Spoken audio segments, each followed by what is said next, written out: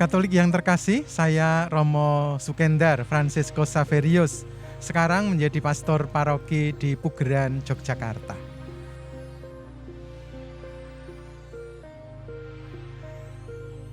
Sragen selalu srek saenggen-gen, luar biasa. Jenawi itu loh Jinawi. Suasana persaudaraan, suasana penuh kasih sangat terasa di paroki Maria Fatima Sragen. Umatnya guyup, kerjasama dengan pemerintah sangat bagus, lingkungan-lingkungan wilayah sangat hidup, gereja-gereja ditata dengan sangat bagus. Itu menjadi sesuatu yang bermakna, yang sejak dulu diupayakan oleh Dewan Pastoral Paroki, umat maupun para romo.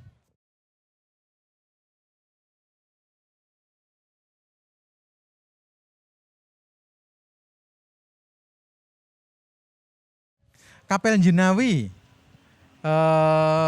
kita melihat suasana Jenawi pada umumnya. Loh Jenawi ada di wilayah Kabupaten Karanganyar. Kalau kita naik ke sana ada Candi Cetho dan juga candi yang lain. Daerah ini daerah wisata.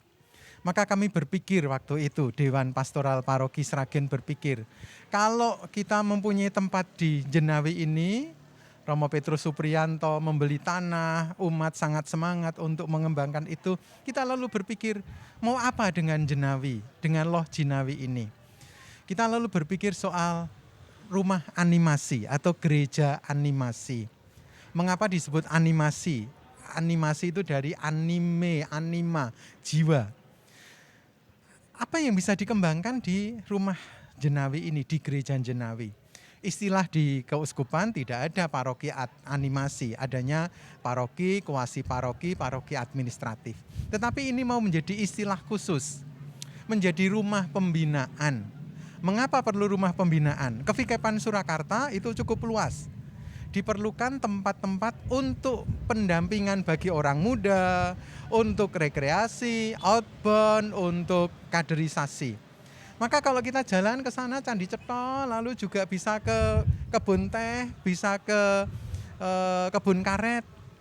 Tempat ini bisa menjadi menghantar orang-orang muda dan umat paroki yang lain di Kevikepan Surakarta untuk menikmati rumah di Jenawi ini. Maka gereja dibangun, ada gereja induk, kemudian ada aula atau tempat pembinaan. Sekarang sudah dibangun di sana, lalu ada kamar-kamar. Untuk apa? Supaya anak-anak muda kita bisa lebih leluasa mengembangkan dan menggunakan rumah ini. Lalu sesudahnya bisa piknik, bisa rekreasi. Kalau banyak tamu datang, umat di sekitar sini, ibu-ibu bisa memasak, menjadi pemasukan untuk mereka. Sehingga ada kerjasama yang bagus. Lahan pertanian cukup terbuka luas, maka hasil produksi pertanian bisa digunakan untuk nyuguh aneka macam buah-buahan bisa digunakan. Itu tujuan utamanya.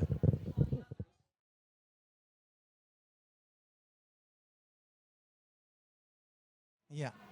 Kita berpikir waktu itu supaya ada simbolisasi. Misalnya dilihat di sini, ini ada perjalanan Yesus, kanak-kanak Yesus dengan Bunda Maria dan Bapak Yosef. Dibawa kemana? Dibawa menyingkir ke Mesir. Hidup kita adalah pesiarahan, maka arahnya juga naik ke sana. Biasanya pesiaran ini dari hidup sehari-hari menuju kepada yang ilahi. Ini yang pertama, supaya kalau kita datang di sini disadarkan goleki makna kehidupan ini. Kalau orang diajak pembinaan di sini, goleki makna kehidupan ini, pesiarahan, mengikut sertakan Tuhan dan biar Tuhan berkenan untuk mendampingi kita. Itu yang pertama. Yang kedua, kita melihat di sana ada gambar kaca patri Yesus berdoa di Taman Getsemani.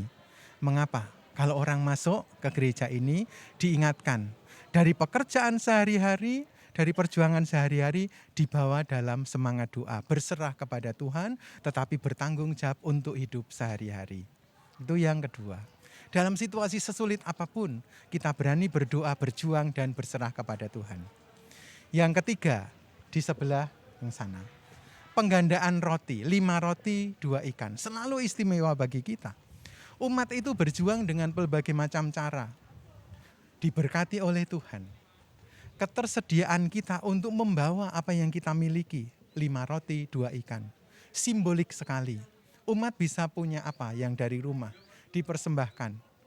Dari tanggung jawab pekerjaan sehari-hari ada kerelaan untuk membuka tangan, memberi kepada orang lain. Maka kalau kita berdoa di kapel ini sadar, berserah kepada Tuhan dari perjuangan sehari-hari, kemudian membawa apa yang kita miliki dipersembahkan kepada Tuhan untuk berbagi 5 roti 2 ikan. Ingat berapa sisanya? 12 bakul. Untuk 5.000 orang cukup bahkan berlebih. Selalu dilipat gandakan rahmat-rahmat Tuhan.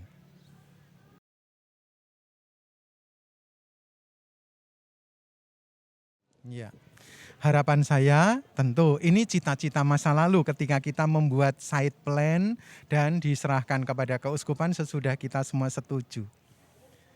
Terserah sekarang ini tentu Dewan Pastoral Paroki bersama Romo Paroki dan tokoh-tokoh umat mau dikembangkan macam apa. Apakah seperti rencana itu atau ada kemungkinan lain. Kita selalu terbuka dengan daya roh. Roh Kudus itu menggerakkan banyak orang. Roh Kudus itu memberi inspirasi kepada kita dan terbuka kepada hal-hal yang baik. Maka kalau umat merasa bahwa ini bisa dikembangkan dengan sebaik-baiknya, disesuaikan dengan tempat sekitar Jenawi, Karanganyar mau berkembang apa, Sragen mau berkembang apa, Kevikepan Surakarta membutuhkan macam apa, itu yang menurut saya baik untuk dikembangkan. Selalu terbuka pada tanda-tanda zaman, tetapi tidak kehilangan unsur-unsur dasar. Keterbukaan hati, berbagi, mendengarkan, mempunyai perencanaan, dan jangan lupa disesuaikan dengan rencana induk Keuskupan Agung Semarang 2016 sampai 2035. Mengapa? Kita akan merayakan jubileum teragung 2033. Siapa yang memasuki? Anak-anak kita, teman-teman muda. Mereka akan menyambut dan orang tua mengantar dan mempersiapkannya. Berkat Tuhan selalu melimpah untuk Anda semua, untuk kita semua.